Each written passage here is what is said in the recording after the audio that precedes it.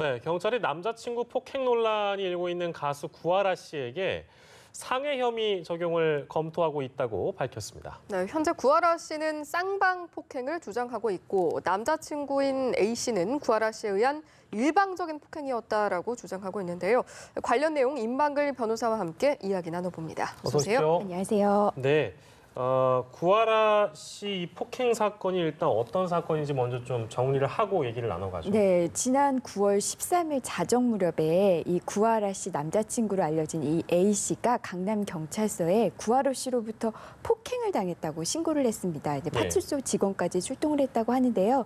이 A 씨 주장에 의하면 그날 자정 무렵에 이제 그 구하라 씨 집 그 논현동에 있는 빌라인데요. 거기에 찾아가서 이별을 통보하는 과정에서 서로 싸우다가 구하라 씨 측으로부터 일방적으로 폭행을 당했다 이렇게 주장을 했는데요. 며칠 뒤에 구하라 씨가 한 언론 매체를 통해서 자신의 입장을 정했습니다. 저는 자신은 일방적으로 폭행한 게 아니고 그 남자친구와 이제 서로 몸싸움, 그러니까 한마디로 말해서 쌍방 폭행이었다. 이제 이런 식으로 주장을 해서 좀 일방 폭행이냐 쌍방 폭행이냐 이 부분에 지금 진술이 엇갈리고 있습니다.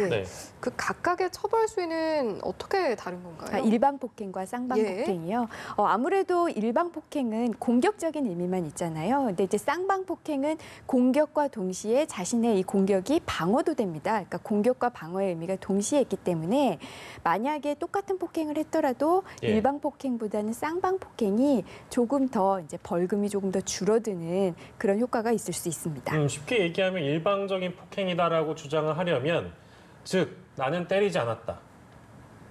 이게 돼야 되는 건가요? 보통은 이제 지금 남자친구 같은 경우에는 나는 일방적으로 맞기만 했다. 그래서 뭐 그녀를 피하기만 했다. 뭐 이렇게 이야기를 하고 있고요.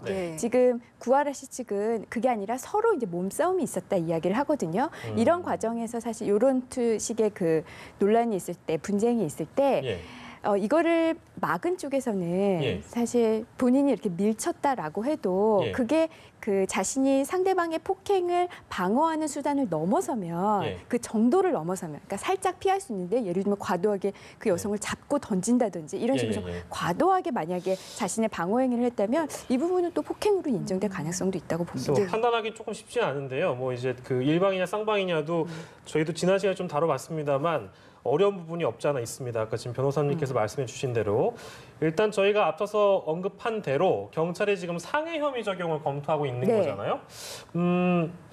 이것도 짚어봐야겠네요. 그러니까 상해 혐의와 폭행 혐의의 또 차이점 이것도 좀 짚어보죠. 네, 굳이 따지자면 이제 상해가 조금 더 죄가 무겁습니다. 이제 상해는 법률적인 용어로 어떻게 건강을 해하게 하는 거 이게 이제 상해고요. 폭행은 유형력의 행사가 있으면 폭행입니다.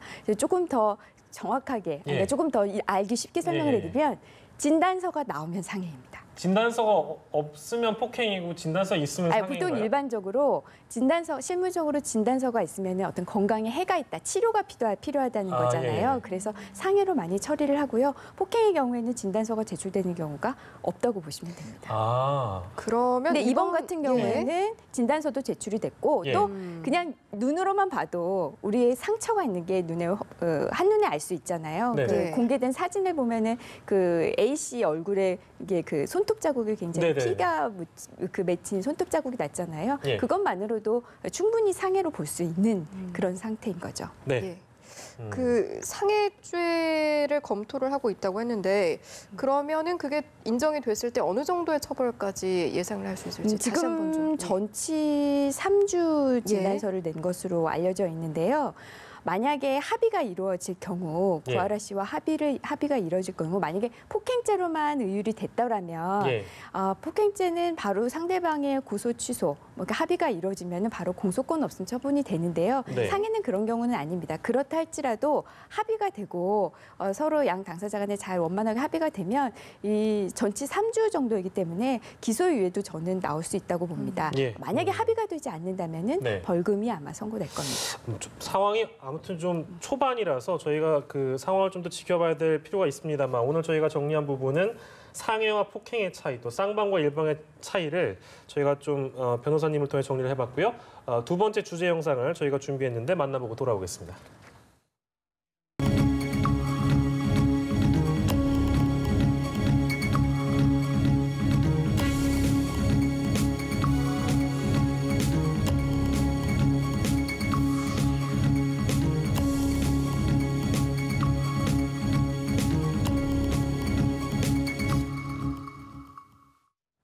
예, 이번 사건도 요즘 계속해서 좀 논란이 되고 있는 부분인데 네.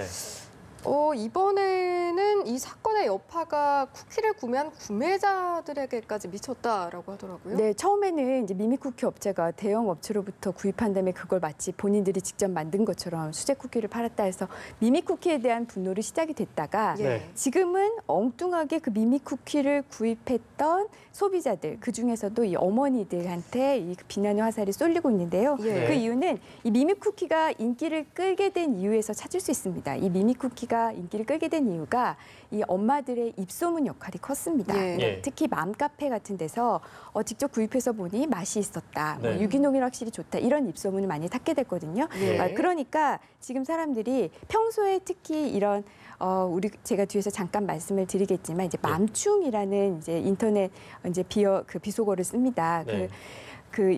평소에 이런 맘충에 대한 어떤 그 비판의 목소리를 가지고 있던 사람들이 엉뚱하게 이 사건에 그대로 투영을 해서 예. 이 사람들이 이렇게 엉뚱하게 쿠키를 키워줬다 예. 이러면서 이제 비난의 목소리를 높이고 있는 상황입니다. 우리 사회 전반적으로 있었던 사건을 우리가 돌이켜 보면은 가해자에게 비판을 하고 그렇죠. 피해자에게 위로를 주는 것이 다분히 상식적인 판단일 텐데 어떠한 사건이 벌어지면 이렇게 피해자들에게 오히려 너도 잘못 있는 거 아니냐라고 손가락질하는 경우가 종종 있었거든요. 네. 그거는 왜 그런 걸까요? 변호사님 개인적으로 보시기에는 왜 그런 사람들이 있다고 보세요? 가해자가 아니라 왜 피해자에게 손가락을 네네네. 그 비난의 손짓을 하냐 이런 말씀이신데요. 네네. 그러니까 평소에 그 피해자라는 사람 쪽에다가 목소리를 갖고 있었던 사람들 예. 이런 사람들의 그 잘못된 어떤 비판 시점이라고 해야 될까요? 네네. 비판적인 시각 이런 점이 투영됐다고 보고요. 앞서 예. 언급해드렸지만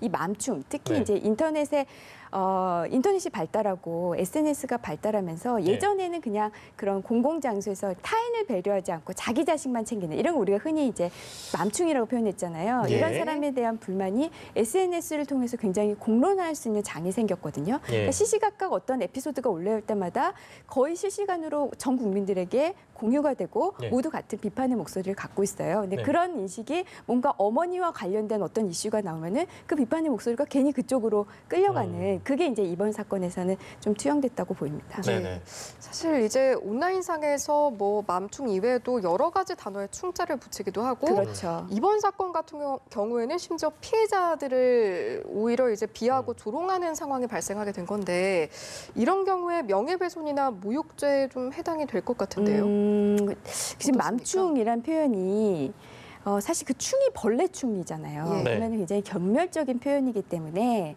굳이 따지면은 이제 모욕죄에 해당할 수는 있는데요. 예. 다만 그 죄가 성립하기 위해서는 그 맘충이라는 표현을 받는 그 피해자가 특정되어야 됩니다. 그런데 지금 예. 현재 누가 과연 이 사람들이 이제 맘충이란 목소리를 듣는 사람이 누구인지는 구체적으로 특정되지 않았잖아요. 그냥 미미 쿠키를 구입한 엄마들인데 그 사람들이 누군지는 우리가 알 수 또 없잖아요. 범위가 예. 명확하지 않기 때문에 그렇죠. 그럼 처벌도 예, 어렵다라고 그렇죠. 봐야 모욕죄 할까요? 자체가 성립하기 어렵습니다. 네. 아무튼 뭐 이런 표현들은 좋지 않습니다. 근데 자주 등장을 하다 보니까 저희가 한번 짚어보긴 했고요. 이 사건의 진행 상황, 경찰 조사 진행 상황을 저희가 좀 보면 이 미미쿠키 영업하신 분들은 잘못을 어느 정도 인정했고 이제 소환 조사를 앞두고 있다고 봐야 되겠죠? 네, 뭐 언론 보도에 의하면은 이번 주 소환 예정이라고 하고요. 예. 본인들도 뭐 수사에 협조할 생각이 있는 것 같습니다. 네. 이제 혐의는 우선적으로 수제 쿠키가 아닌데 수제 쿠키로 팔았다는 점 우리가 형법적으로 사기죄 성립 여부 살펴볼 수 있겠고요. 예. 또 하나는 제대로 신고하지 않고 즉석 판매 제조 가공업 신고를 하지 않고 통신 판매 영업을 했다라는 점에서 예. 통신 판매업법 위반 이런 부분을 살펴볼 수 있습니다. 네, 알겠습니다. 미미쿠키에 대한 얘기를 나눠봤고요. 두 번째 주제였습니다. 다음 주제 영상 만나보시죠.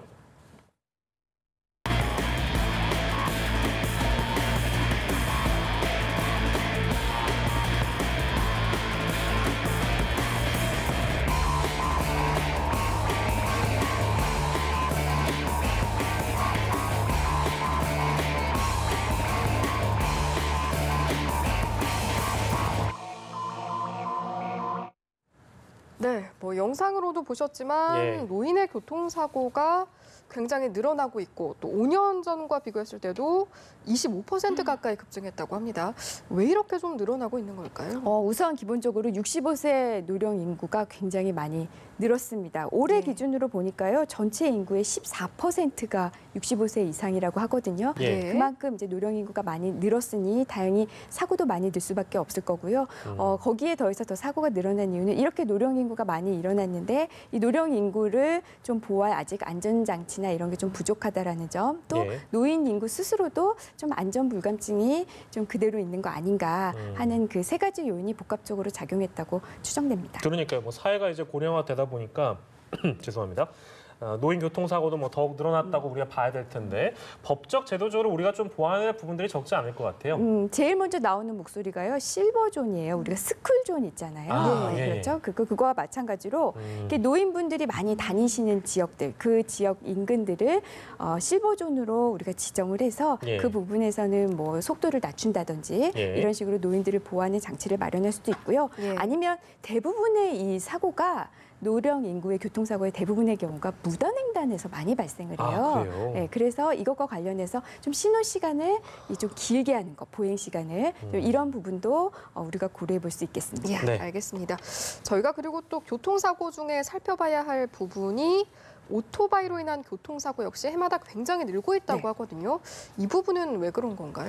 오토바이 역시 많이 늘어났습니다. 네, 오토바이는 우선 오토바이 신고 대수가요 220만 대나 달하는데요. 예. 아무래도 오토바이는 자동차보다 유지비가 저렴하잖아요. 그래서 교통수단으로 사용하시는 분들도 있고 이게 또 소규모 화물 운송에도 적합합니다. 그러니까 이런 식으로 그 운송용으로 사용하시는 분들도 있고요. 네. 요새는 자동차보다 비싼 오토바이가 또 많아요. 네. 그래서 그만큼 이제 여가용이나 이런 것으로 사용하시는 분들이 많은데요. 네. 이렇게 오토바이 대수가 많은데 예. 이에 비해서 이 오토바이 관리와 관련된 법령이 굉장히 미비합니다. 되게 없어요. 좀 설명을 해드리겠지만 그것도 없고요. 예. 또 하나는 이제 오토바이를 지금 많은 분들이 여전히 한 자전거 정도로만 생각하시는 이런 안전 불감증 네. 이런 것도 오토바이 사고 그 수를 늘리는데 견인했다고 볼 수 있습니다. 그러니까 오토바이 사용자가 뭐 차량 운행하시는 분들보다 좀 적다고 해가지고 신경을 우리가 덜 쓸 수는 없는데 글쎄요 법률 체계를 어떻게 우리가 좀 정비를 해야 될까요? 우선요. 오토바이 정비는요 누구나 할 수 있습니다. 그 얘기는 무슨 얘기냐면요. 예. 정비를 누구나 할 수 있다라는 거는 자격이 없는 사람이 해도 뭐 어떤 자격조차가 없는 거예요. 그러니까 누구나 할 수 있고요. 차량 정비는 우리가 이제 그렇죠. 등록된 네, 사람만 그렇죠. 할 수 있는데 이거는 누구나 할 수 있다라는 점. 또 하나는 자동차는 정기 검사가 있는데 오토바이는 그게 없습니다. 그러니까 불법으로 튜닝하고 이런 경우에 이거를 적발할 수 있는 방법이 없어요. 그러네요. 그러니까 진짜 도로에서 다니는 거를 네네네. 저거 이상한데? 라고 경찰이 단속을 해도 예. 이걸 어디서 했는지 찾기도 힘듭니다. 아하. 찾기도 힘든 데다가 마땅히 잡아도 처벌할 법령이 애매한 거예요. 왜냐하면 누구나 할 수 있으니까. 네, 그래서 이런 식으로 아직 이 오토바이에 대한 이 법률 체계가 굉장히 우리나라에서는 부족합니다. 그래서 네네. 시급히 국회에서 이 오토바이 이 관리 법령을 만들 필요가 있습니다. 네, 저는 오늘 처음 들은 정보네요. 오토바이를 누구나 정비할 수 있고 누구나 개조할 수 있습니다. 그러니까요. 그거는 좀 문제인 것 같습니다. 아무튼 국회에서 좀 잘 챙겨봤으면 좋겠네요. 다양한 이슈들 오늘 임방글 변호사와 함께했습니다. 오늘 고맙습니다. 고맙습니다. 감사합니다.